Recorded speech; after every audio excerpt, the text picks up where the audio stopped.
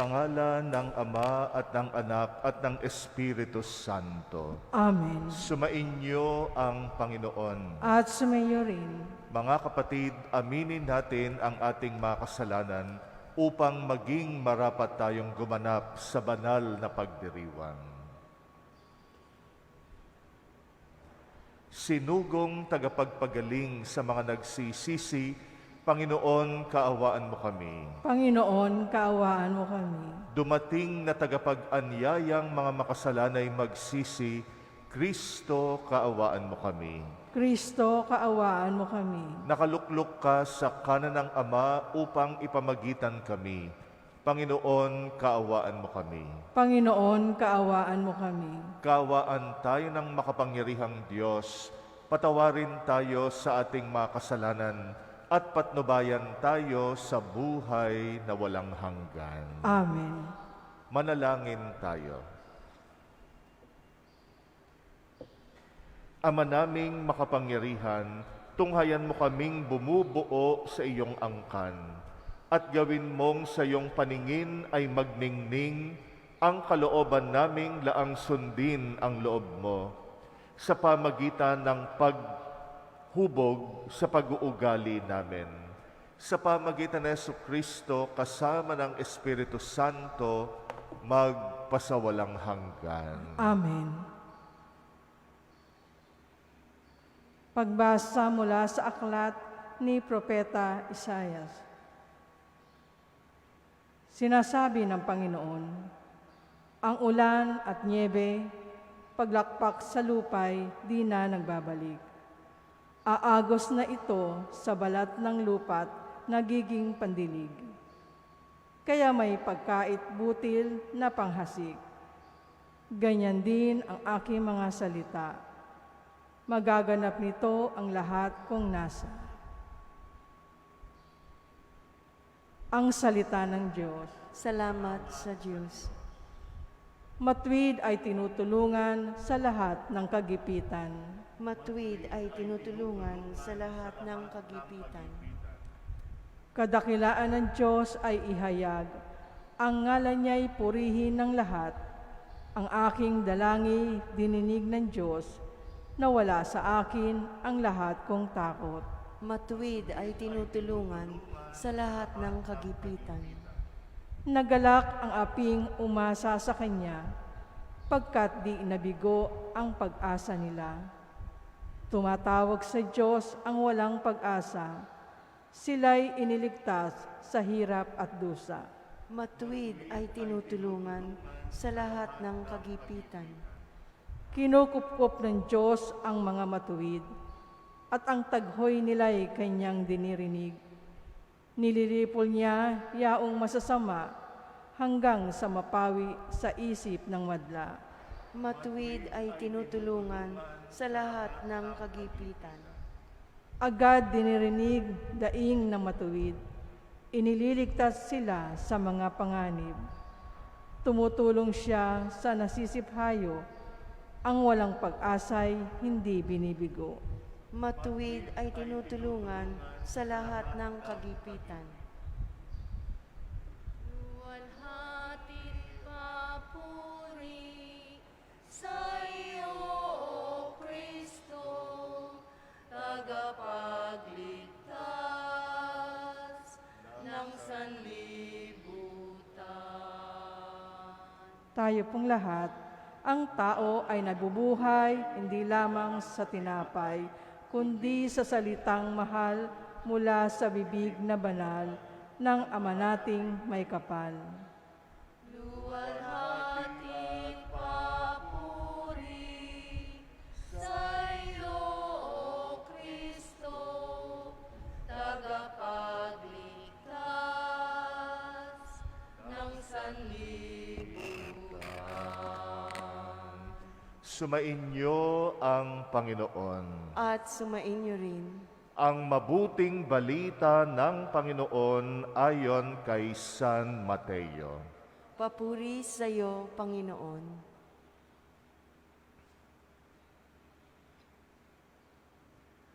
Noong panahong iyon, sinabi ni Jesus sa kanyang mga alagad, Sa pananalangin ninyo ay huwag kayong gagamit ng napakaraming salita, gaya ng ginagawa ng mga hentil.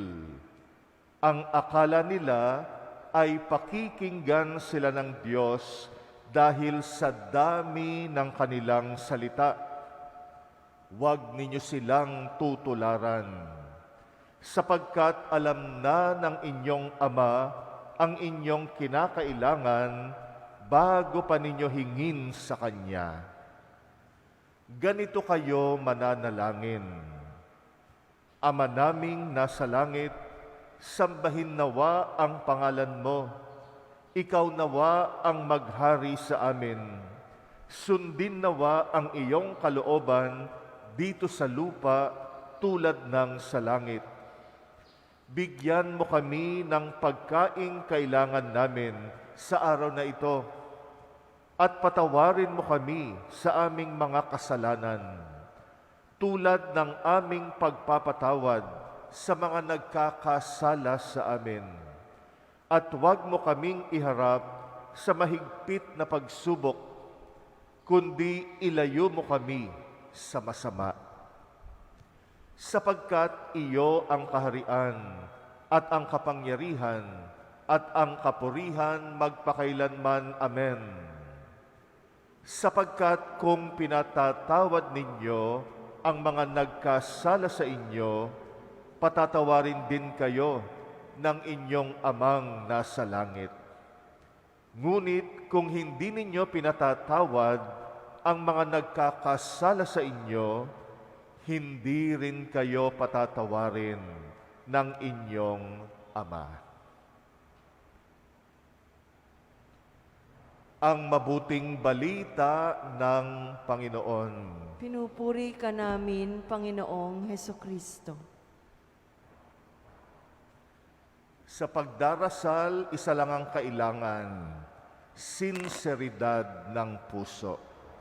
Kahit minsan ay hirap tayong humagilap ng salita para ipahayag ang laman ng puso natin, hindi palaging madaling magdasal. May mga pagkakataon na pakiramdam natin ay hindi tayo nakapagdasal kasi hindi tayo makapag-concentrate. Hindi natin mahagilap yung tamang salita para ipahayag yung kalooban natin. Natutokso tayo na maghanap ng maraming salita para sabihing nakapagdasal tayo. Pero madalas, may mga pagkakataon talagang hindi natin maipahayag sa salita. Pero sa puso natin, gustong-gusto nating manalangin. Sa puso natin, gustong-gusto nating maipahayag sa Diyos yung laman ng puso natin. Kung sakaling hirap tayo maghanap ng salita, huwag tayong mag-alala. Ang tanging kailangan yung sinseridad ng puso natin. Sapagkat nababasa ng Diyos yung laman ng puso natin. Aminin natin na hindi natin kayang magdasal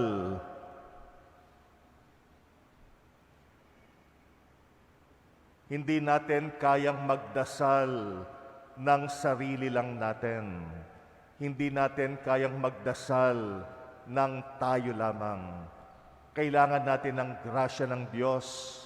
Kailangan natin ng biyaya ng Diyos.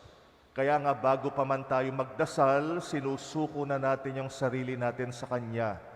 Sinasabi natin, Panginoon, turuan mo kaming manalangin. Panginoon, bigyan mo kami ng grasya na makapanalangin. Kulang man ang salita natin, di man natin mahagilap yung tamang salita, magtiwala tayo na nababasa niya yung laman ng puso natin. Kaya nga sinseridad, sapat na yon. Minsan nga ay kailangan lang tumahimik na lang tayo.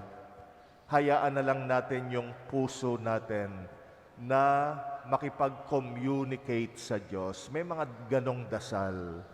Yan yung tinatawag nating silent prayer o yung contemplation. Yan yung wala ka nang sinasabi. Hayaan mo na lang yung puso mo. Katulad din naman ng mga tunay na nagmamahalan. May mga mag-asawa, hindi na kailangan magsalita pa para ipahayag yung pagmamahal ng puso. May mga mag-asawa, lalo na yung mga matatanda na, sapat na yung nandiyan sila magkasama. Kahit hindi sila nagsasalita, yung puso lamang nila ang nagko-communicate sa isa't isa. Kaya nga, mas konting salita, minsan mas mabuti. At minsan nga, mas mabuti pang wala na lang salita. Sapagkat nararamdaman naman natin yung pagmamahal sa isa't isa. Kaya ganun ang panalangin. Kaya sabi ng Panginoon, huwag kayong magparami ng salita, huwag kayong mag-alala na akala nyo hindi kayo nakapagdasal kapag hindi kayo nagsasalita. Kaya yung mga hentil, ganun ang iniisip nila, akala nila kontrolado nila yung panalangin. Hindi. Hindi tayo ang nagkokontrol. Yung panalangin, kontrolado ng Diyos yan. Kaya nga yung sinseridad sapat na at yung pakumbaba na hindi tayo pwedeng manalangin nang hindi dahil sa Panginoon. Sinabi rin ito sa atin na kaya lang tayo nakapagdasal ay dahil sa Espiritu Santo. Kapag sincero ang dasal natin, ay lalagpak ang grasya ng Diyos sa atin. Maganda yung unang pagbasa natin. Kinumpara yung salita ng Diyos sa ulan at sa niebe. Yung niebe, yung snow.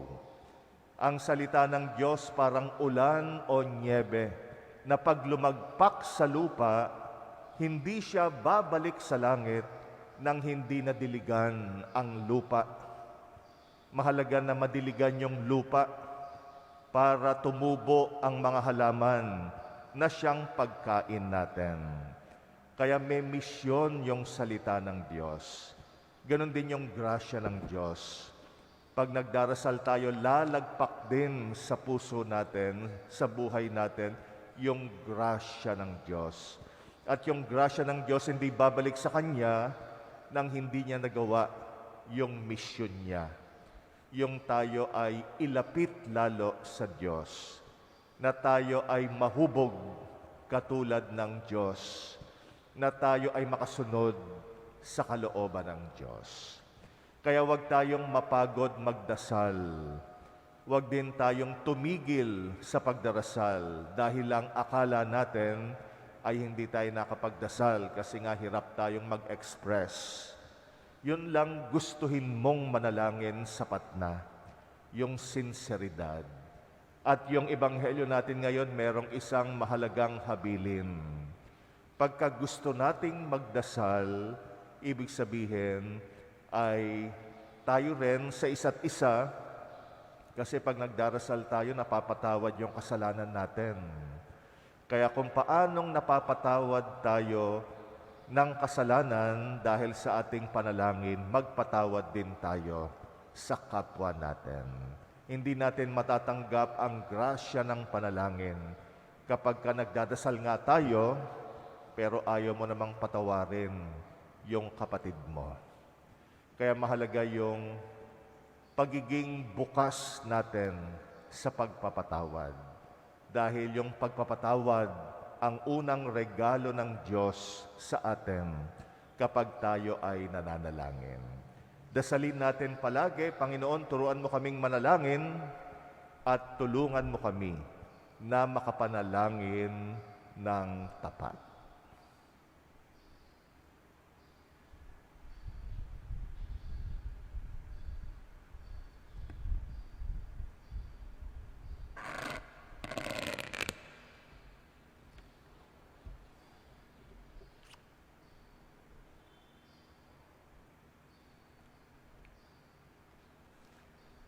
Sinabi sa atin ni Jesus na maaari nating tawagin ang Diyos bilang ating Ama. Kaya't taglay ang matibay na pag-asa, idulog natin sa Kanyang harapan ang ating mga kahilingan. Ating itutugon, Ama, basbasan mo ang iyong mga anak. Ama, basbasan mo ang iyong mga anak. Ang mga pinuno ng simbahan naway magpakita ng maliwanag na pananaw ng mapagtimping katatagan sa mga kaguluhan ng ating panahon. Manalangin tayo sa Panginoon. Ama, basbasan mo ang iyong mga anak. Ang kapayapaan at pagkakaisa naway maghari sa lahat ng mga bansa at sa lahat ng tao sa mundo. Manalangin tayo sa Panginoon. Ama, basbasan mo ang iyong mga anak. Martes. At tinawang mapagtanto na hindi matatagpuan sa kapangyarihan at pagiging kagalang-galang ang tunay na kadakilaan, kundi makikita lamang ito sa paglilingkod sa kapwa. Manalangin tayo sa Panginoon. Ama, basbasan mo ang iyong mga anak. Ang mga may sakit, naway maiugat ang kanilang pagdurusa sa mga paghihirap ni Jesus sa krus. Manalangin tayo sa Panginoon. Ama, basbasan mo ang iyong mga anak. Ang mga nauna na sa ating mga yumao, naway tumanggap ng kapatawaran sa kanilang mga kasalanan. Manalangin tayo sa Panginoon. Ama, basbasan mo ang iyong mga anak. Tahimik nating idalangin ang mga personal nating kahilingan. Ipagdasal natin ang mga kapatid nating humihiling ng ating dasal at nangangailangan ng ating panalangin. Ipagdasal din natin ang mga kapatid nating nagpapamisa sa misang ito.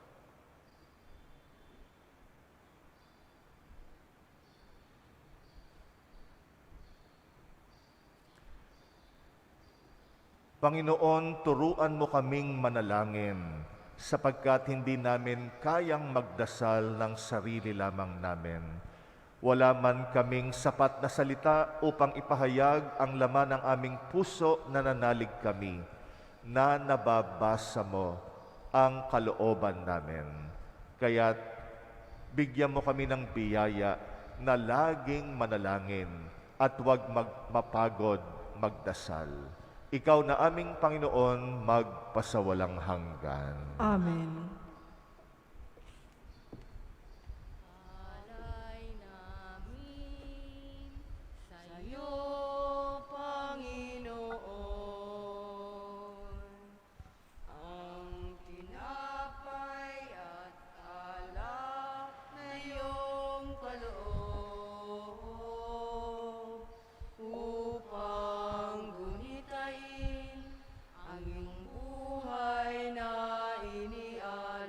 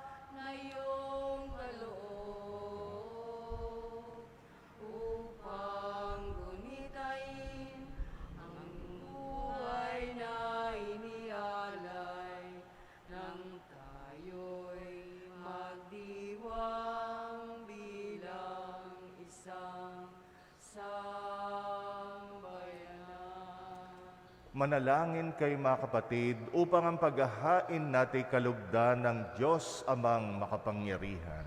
Tanggapin nawa ng Panginoon itong paghahain sa iyong mga kamay, sa kapurihan niya at karangalan, sa ating kapakinabangan at sa buong sambayanan niyang banal. Ama naming lumikha, maging kalugod-lugod nawa sa iyo ang aming paghahain upang sa iyong pagtataguyod ay pabanalin nito ang aming pamumuhay at ipagkamit kami nito ng iyong awat kapatawaran sa pamagitan ni Jesucristo kasama ng Espiritu Santo magpasawalang hanggan. Amen. Sumainyo ang Panginoon. At sumainyo rin. Itaas sa Diyos ang inyong puso at diwa. Itinaas na namin sa Panginoon. Pasalamatan natin ang Panginoong ating Diyos. Marapat na siya ay pasalamatan. Ama naming makapangyarihan, tunay ngang marapat na ikay aming pasalamatan sa pamagitan ni Jesucristong aming Panginoon. Binibigyan mo kami ng bagong pagkakataon upang ganapin ang paghahanda ngayon para sa pagdiriwang ng muling pagkabuhay. Kaisa ng iyong anak na minamahal, aming inilalaan ng panahon, talino at yaman para ganapin ang iyong kalooban, na ang kapwa-tao'y lubos na damayan. Sa pagdiriwang namin sa aming pagsilang bilang makaanib ng iyong sambayanan, kami iyong pinagkakamit ng katayuang ganap sa pagtatangkilik. Kaya kaisa ng mga anghel na nagsisiawit ng papuri sa iyo, nang walang humpay sa kalangitan kami nagbubunyi sa iyong kadakilaan. Santo, Santo, Santong Panginoong Diyos ng mga hukbo, napupuno ang langit at lupa ng kadakilaan mo. O sana sa kaitaasan, pinagpala ang naparirito sa ngalan ng Panginoon. O sana sa kaitaasan. Ama naming banal, ikaw ang bukal ng tanang kabanalan, kaya't sa pamagitan ng iyong Espiritu gawin mong banal ang mga kaloob na ito upang para sa amin maging katawan at dugo ng aming Panginoong Jesucristo. Bago niya pinagtiisang kusang loob na maging handog, ginawa kanyang tinapay, pinasalamatan kanya, pinaghati-hati niya yon, iniabot sa kanyang mga alagad at sinabi, tanggapin ninyong lahat ito at kanin. Ito ang aking katawan na ihahandog para sa inyo.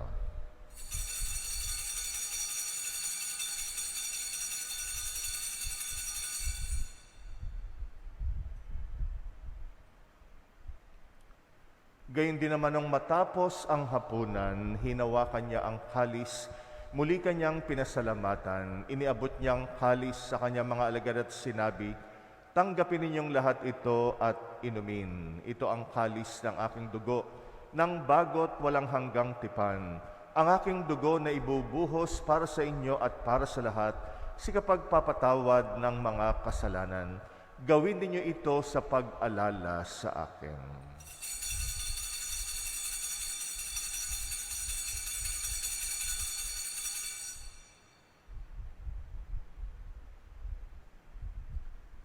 Ang misteryo ng pananampalataya. Si Kristo ay gunitain, sarili ay inihain, bilang pagkait inumin, pinagsasaluhan natin hanggang sa siya'y dumating. Ama, ginagawa namin ngayon ang pag-alala sa pagkamatay at muling pagkabuhay ng iyong anak. Kaya't inaalay namin sa iyo ang tinapay na nagbibigay buhay at ang kalis na nagkakalob ng kaligtasan. Kami nagpapasalamat dahil kami yung minarapat tumayo sa harap mo para maglingkod sa iyo. Isinasamo namin kaming magsasalo-salo sa katawan at dugo ni Kristo ay mabuklod sa pagkakaisa sa pamagitan ng Espiritu Santo. Amalingapin mong iyong simbahang laganap sa buong daigdig. Puspusin mo kami sa pag-ibig, kaysa ni Francisco na aming Papa at ni Jose na aming Obispo at ng Tanang Kaparian. Alalahanin mo rin ang mga kapatid naming nahimlay na may pag-asang sila'y muling mabubuhay, gayon din ang lahat ng mga pumanaw. Kawaan mo sila't patuloyin sa iyong kaliwanagan. Kawaan mo at pagindapatin kaming lahat makasalo sa iyong buhay na walang wakas, kaysa ng mahal na Birheng Maria na ina ng Diyos, ng kabiyak ng puso niyang si San Jose, kaysa ng mga apostol at ang lahat ng mga banal na namuhay dito sa daigdig ng kalugod-lugod sa iyo. Maipagdiwang nawa namin ang pagpupuri sa ikrarangal mo sa pamagitan ng iyong anak na aming Panginoong Hesukristo. Sa pamamagitan ni Kristo, kasama niya at sa Kanya ang lahat ng parangal at papuri ay sa iyo, Diyos amang makapangyarihan kasama ng Espiritu Santo, magpasawalang hanggan. Amen. Amen. Amen.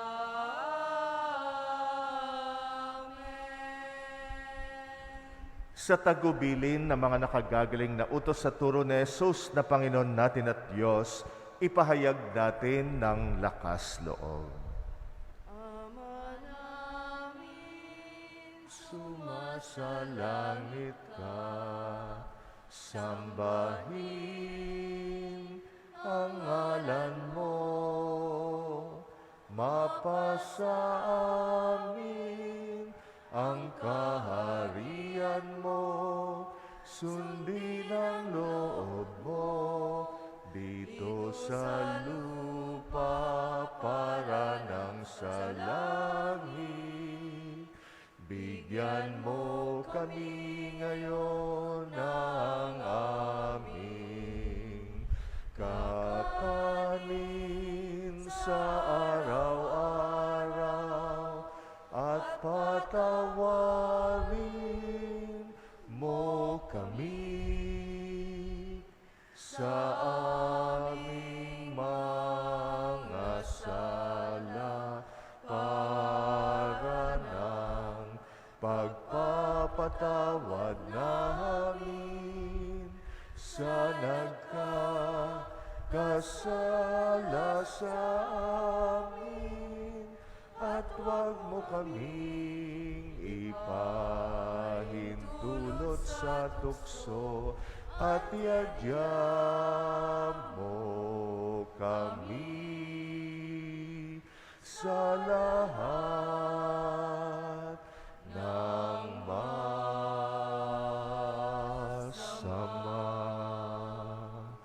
Hinihiling namin kami yadya sa lahat ng masama, pagkalooban ng kapayapaan araw-araw, iligtas sa kasalanan, ilayo sa lahat ng kapahamakan, samantalang aming pinananabikan ang dakilang araw ng pagpapahayag ng tagapagligtas naming si Jesucristo.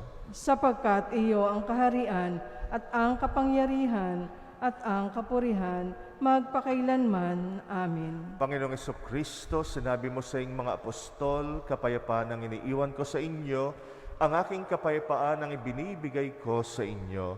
Tunghayan mo ang aming pananampalataya, huwag ang aming pagkakasala. Pagkalooban mo kami ng kapayapaan at pagkakaisa, ayon sa iyong kalooban kasama ng Espiritu Santo, magpasawalang hanggan. Amen. Ang kapayapaan ng Panginoon ay laging sumainyo. At suminyo rin. Magbigayan kayo ng kapayapaan sa isa't isa. Peace be with you. Kordero ng Diyos na nag-aalis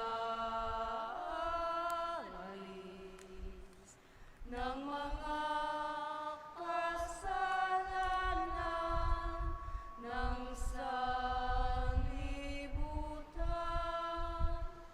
maawa ka sa amin, maawa ka sa amin. Kordero ng Diyos na Nag-aalis ng mga kasalanan ng sanlibutan, maawa ka sa amin, maawa ka sa amin. Kordero ng Diyos na nag-aalis ng mga kasalanan ng sanlibutan, ipagkaloob mo sa amin ang kapayapaan.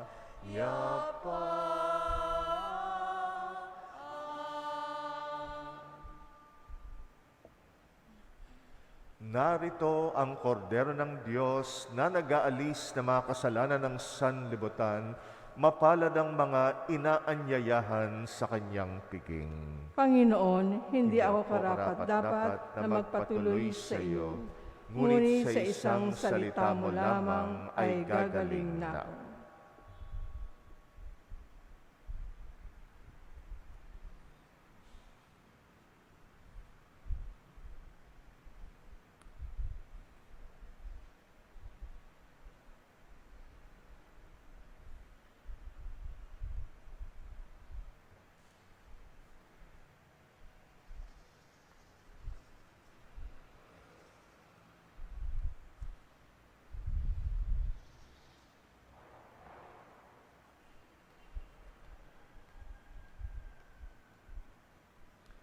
Ang katawan ni Kristo, Amen.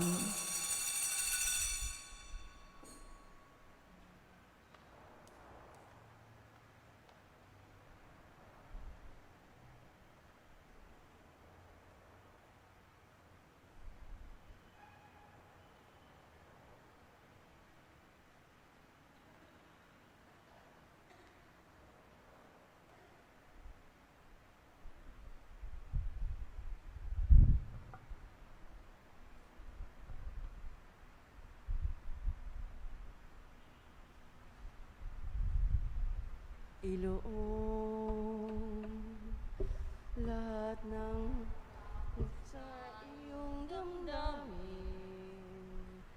Ang pangalan niya lagi ang tawagin, at siya'y nakikinig sa bawat hinaing. Magmasid at mamulat sa kanyang kapangyarihan. Nabatid mo ba na siya'y naglalaan? Patuloy na naghahatid ng tunay na kalayaan. Manalig ka, tuyuin ang luha sa mga mata. Hindi siya panaginip, hindi siya isang pangarap, siya'y buhay. Manalig ka. At ngayon, tila walang mararating na bukas. Ngunit kung siyang hahayaang maglandas, pag-asa'y muling mabibigkas. Manalig ka, tuyuin ang luha sa mga mata. Hindi siya panaginip, hindi siya isang pangarap, siya'y buhay. Manalig ka.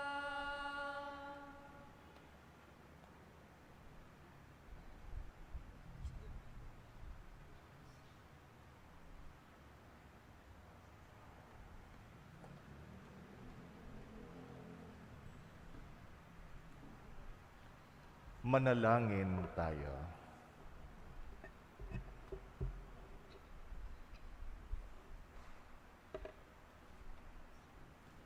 Ama naming mapagmahal, naway aming pakinabangan sa aming pagdiriwang ang pagkahubog ng aming hangarin sa buhay upang mahalin namin ang iyong mga pinahahalagahan. Sa pamagitan ng Jesucristo kasama ng Espiritu Santo, magpasawalang hanggan. Amen. Sumainyo ang Panginoon At sumainyo rin. at pagpalain kayo ng makapangyarihang Diyos, Ama at Anak at Espiritu Santo. Amen. Tapos na ang ating misa, humayo tayong nagtitiwala sa pag-ibig ng Diyos. Salamat sa Diyos. Kapwa natin ialay ating sariling kamay at bigyan natin ang buhay itong pag-ibig na tunay ang ating sariling kakayahan. Bigyan